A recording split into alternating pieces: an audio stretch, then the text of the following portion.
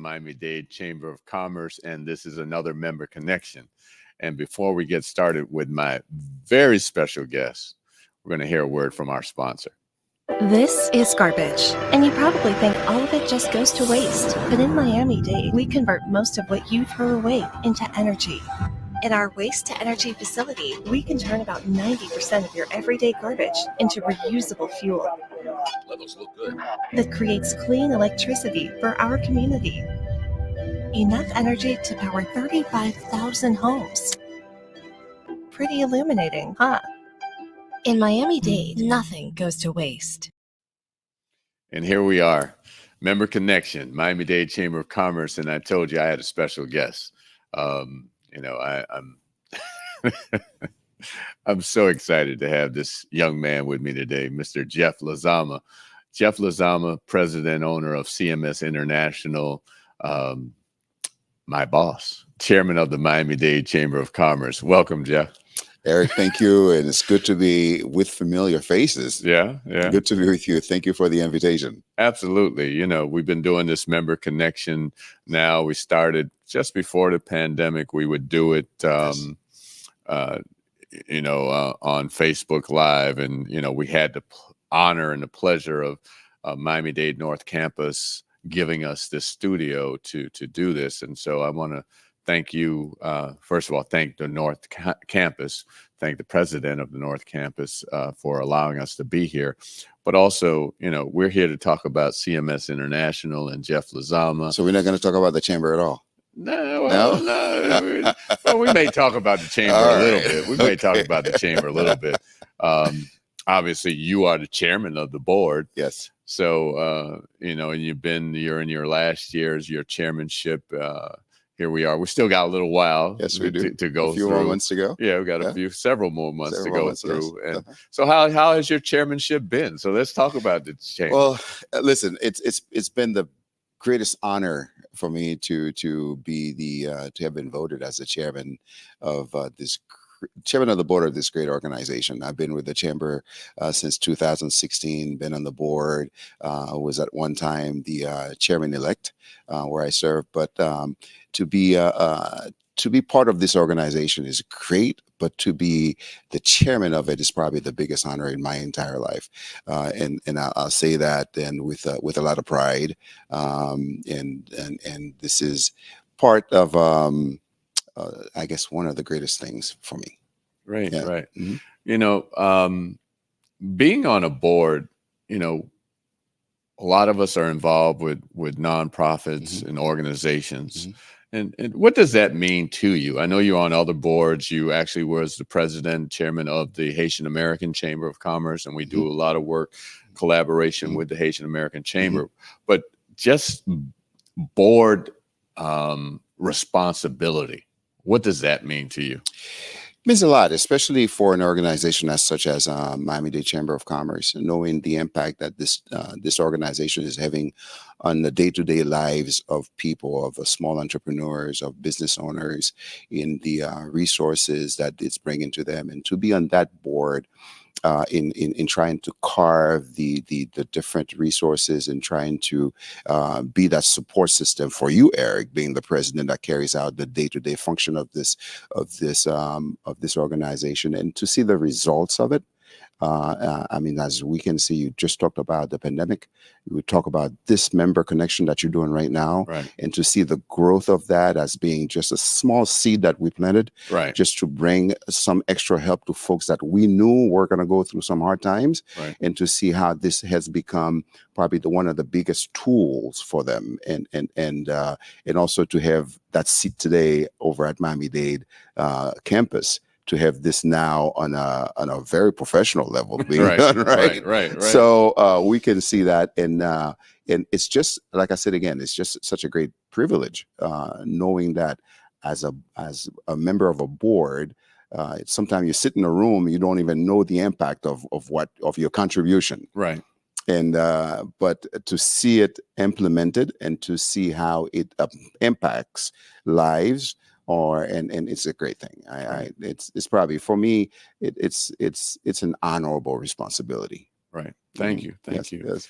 And I enjoy working with you. I enjoyed you being our chairman for the last year, going on year and a half, and we've done a lot Yes. in these last couple of years. I Yes. mean, you came in, as you said, pretty much in the height of the pandemic, Sure did. and we've had to pivot. Yeah. We've all had to adjust, and then thank you for your leadership in helping us do that. So I just want to say that as well. I appreciate it, Eric, and it takes a whole lot of other support system, the entire board, to have been able to weather that storm. Right. And like you say, the word to pivot and to see where we are today. What I want to say to you, I'll bring it right back to you. Thank you for the work that you do. Right. I mean, you put in the sweat, you put in the effort, you put in the energy, and we see the results. Well, and then, it's really a team effort again. And Yes. I'm not here to stroke you, rub your back stroke, but really the board allows me to do the work that I do. Right. And, boards are there to set policy Yeah. and help guide an organization. And you all do such a great job. Yeah. And again, under your leadership, the way you manage the process it's great. So I just truly appreciate your time that you've been, and it's volunteer time. It is. This is volunteer time because your responsibility is to help grow the organization. Right. And you're not, it's a misnomer when you say you're not being paid for it. Right. Because in reality, you are. Yeah. Let's talk about that a little bit since we've gone down this path. Yeah. And the fact that, when you join a board and you engage, it's not a direct compensation that you get, but it's the work that you put in that really comes back to you eventually. It sure does, because like I said, I'm a proponent of chamber. I understand the value of chambers, and to me, as a business owner, if you're not part of a chamber, I think you're just missing one component of your business that can open doors for you. Okay. And for me, chambers gives you that platform. It creates that platform for you where you can make that connection, where it can open up doors for you. And chamber has done that for me. The Haitian American Chamber, just was the start for me. Right. And it opened up many doors, and now transitioning into Miami-Dade Chamber, being on the board and being the chairman, like you said, you don't look for immediate compensation, but the connection that you make, it's priceless. Right. And talking about, you are a businessman. Yes. How long have you been in business? And I know you have a story behind. I have a great story behind it. Let's hear that story. It's an American story to Right. me. It's the pure American story. I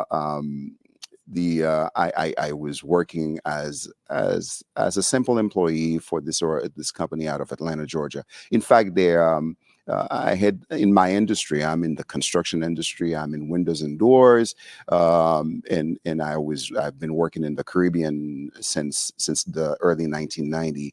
And I guess I've done such a great job that nationally, I had my name was spread around nationally.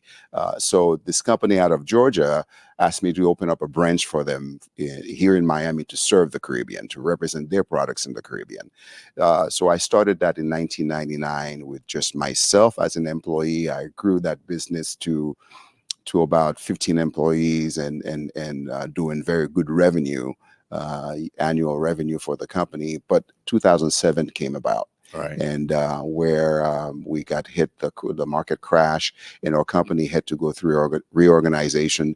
And I just knew it, Eric, that there was going to be a decision made about my branch. Right. So I sort of had the intuition. So I moved ahead of that, and I went to my owners and asked them, what would be the decision that they're going to make about my branch. And my boss at that time was very forthright with me and very transparent with me, and said, Jeff, listen, yes, we're going to reorganize, and yes, we are about to we intend to close your branch.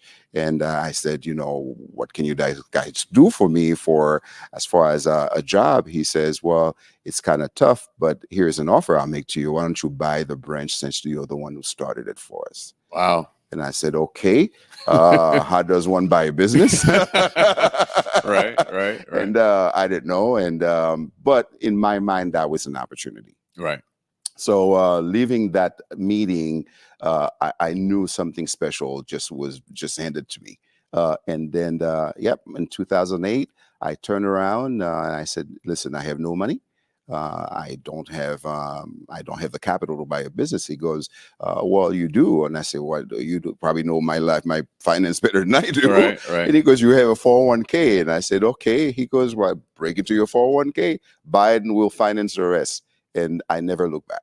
Wow. And this is how I end up buying my business in 2008.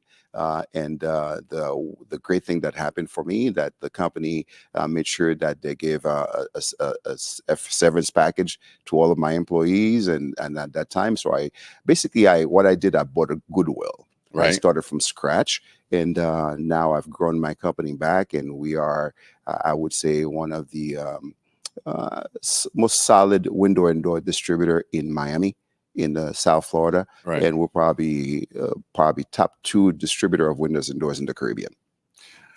Now you talk about being the distributor of windows and doors. Yes. It's not just distributor of windows and doors. Yes. Let's go into this a little deeper. Yes. What is it? And you and I talk very often, a few times a week. And sometimes when I call you, I hear this funny tone because you're out of the country. Yeah. You're in St. Martin, Yeah. you're in Haiti, you're in Jamaica or Bahamas or somewhere. Right. Basically, fitting hotels. You're building. You're putting windows and doors in major hotels in the Caribbean. Talk about that. Well, we are a direct distributor for large manufacturers. So people can understand, manufacturers don't sell direct to the public. Right. They go through distribution.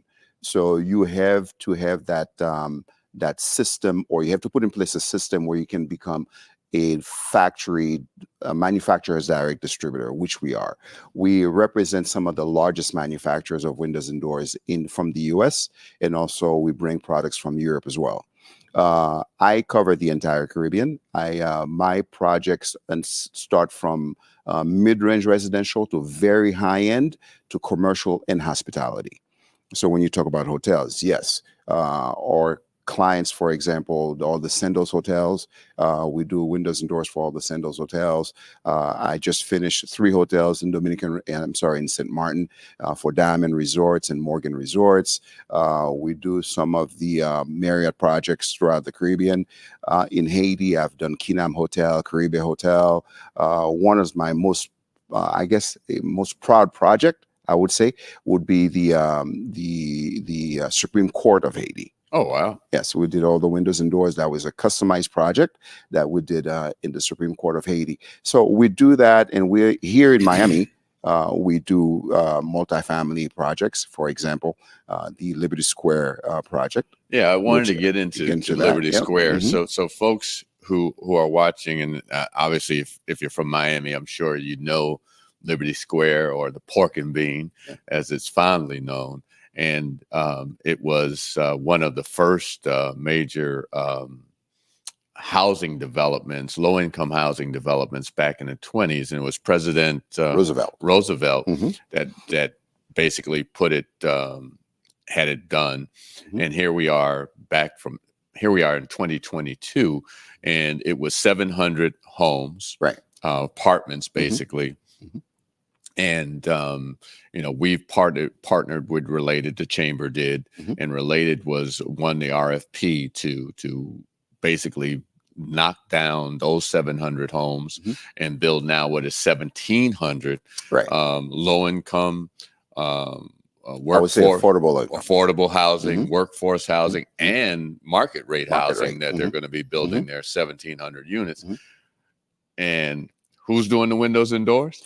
Your faithful servant Jeff is doing all the windows and doors. Yes, that's been probably one of the best projects I've been associated with for many reasons. Not only just doing the windows and doors, and it's knowing just that the background of what you just talked about, that being the one of the oldest projects. So this is a historical project for Miami, Exactly. and to be part of this historical project, and we can see how lives have changed down in Liberty City, in giving these people a better living space, a better living area.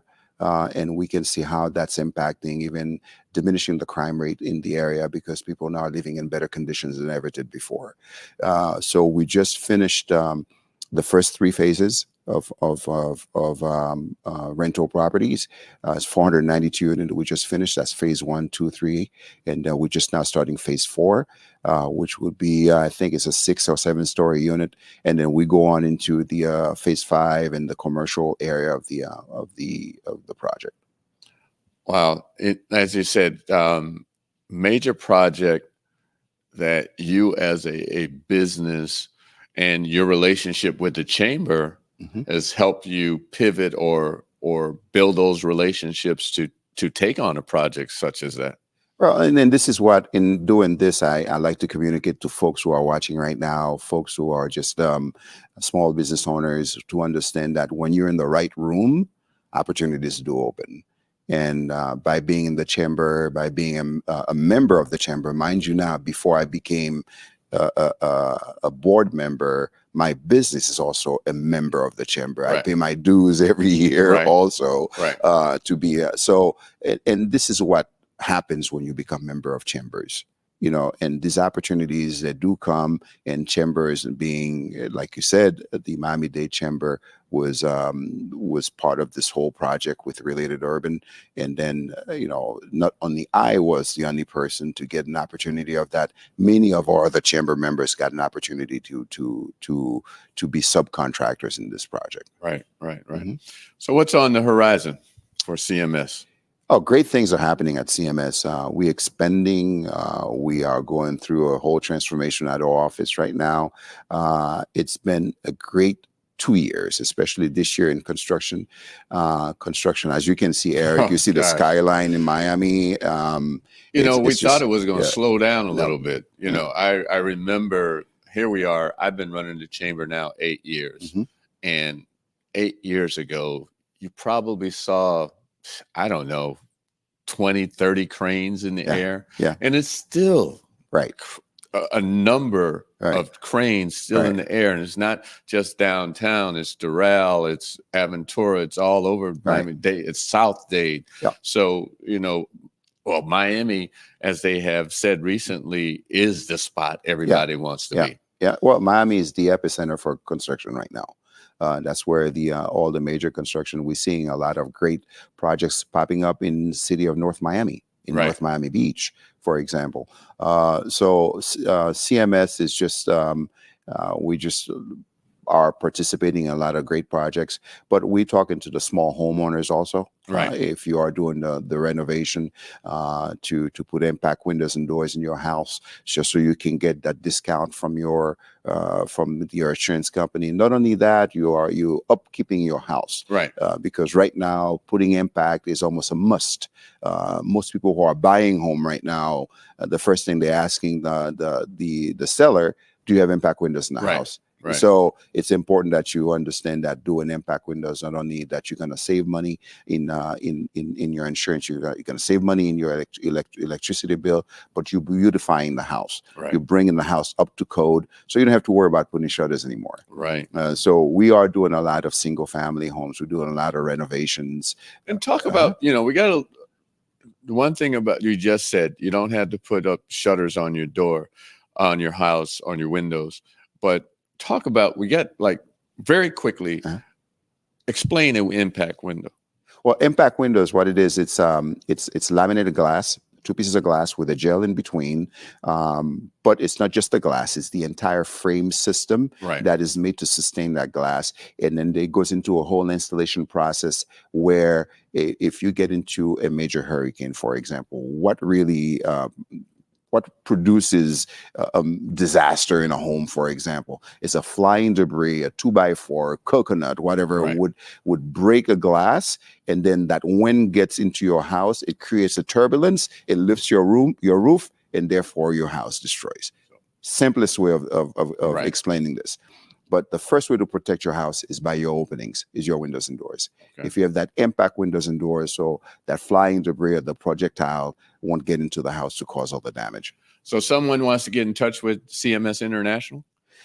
Get in touch. 305-628-3421 is our number. CMS-Miami.com is our website. Just give us a call or write us, info@cms-miami.com. That's where you write to us, and we'll get somebody to come to your house to measure for you. If you are an architect and you want to come for us to come and do a presentation to your office, we do things like box lunches, where we go to architect's office, we go to builder's office, we provide you with the education. A lot of the architects will need that continuous education for their licensing, and we can provide that to them as well. Yes. Well, this has been the Miami-Dade Chamber of Commerce Member Connection. If you want to learn more about the Chamber, go to www.m-dcc or call the Chamber at 305-751-8648. Thank you for joining us, Jeff. Thank you. Thank you, Eric. Thanks for